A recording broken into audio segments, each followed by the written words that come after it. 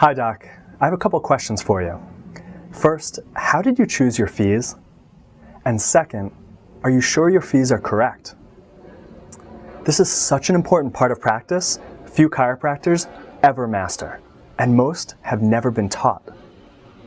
When you own your fee, three things happen. Patients more often follow your full recommendations, refer others, and reactivate far more easily. If your fees aren't right, you'll always need endless new patients every month, and most likely need to do the marketing you hate doing. I'm going to show you the two ways most chiropractors choose their fees and why neither work. I learned firsthand why both ways don't work because I made the same mistakes too, and I paid for it.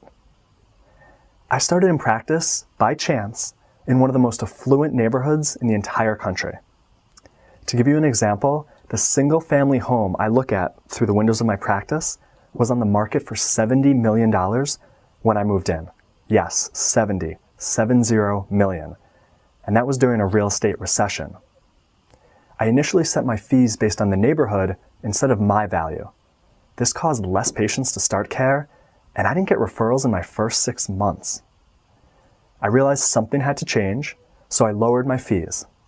In time, the practice grew, and as my own value grew, I raised my fees.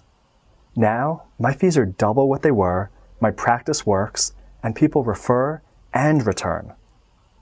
So what are these two ways most chiropractors choose their fees? The first is the comparison method. This is when you look at the fees of all the chiropractors in your neighborhood. You're told not to set your fee at the low end because it looks cheap, and not to set it at the high end because you may turn people away. And don't set it in the middle because then you won't stand out. So you're told set your fee somewhere between the middle and the high end, and it's supposedly perfect right there. Well, this is about as illogical as choosing what you want for dinner based on what 5 strangers sitting closest to you at a restaurant are having for dinner. Or choosing who you're going to date or marry based on who your neighbors date and marry. It makes no sense because it's not specific to you.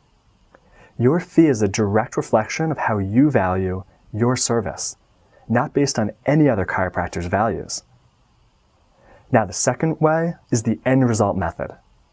This is when you're taught to work backwards by picking how much you want your practice to gross at the end of the year. So you choose how many weeks of the year you'll be in practice, how many hours per week, and how many visits you plan to see in an hour. And you come up with a total visit number for the year. Then divide that number into your practice gross goal, and you get your office visit fee.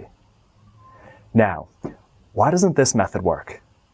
You see, when you understand the latest in psychology, you know that our brain can never predict accurately what we want at any point in the future.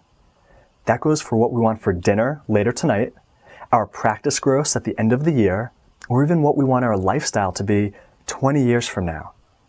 So if you begin the end result method with picking a random number for your gross, it starts the entire process off incorrectly. Then, after factoring in your business overhead, taxes, personal overhead, saving, investing, or tithing commitments, you really have no idea what that gross amount will provide for you and your family anyway. Yet you're choosing one of the most important pieces of your practice based on this assumption. So if you set your fees based from either of these methods, you'll spend a lot more time, energy, and money marketing for endless new patients every month, like screenings, community events, talks, lengthy report of findings, office lectures late into the evening, or pouring money into internet marketing. And all of this physical marketing takes you away from living your life. Less time with your spouse, your friends, your hobbies, your deserved free time. So do you think your fee may not be perfect for your practice? And if so, what happens? Patients aren't as likely to start your care, follow your recommendations, refer others, or ever reactivate. And you end up being stressed for endless new patients every single month. No matter how many new patients you get, you'll always need more just to maintain. Now, setting your perfect practice fee is one of the modules in the Perfect Patient Funnel System. Before it's released, I recorded a presentation for you.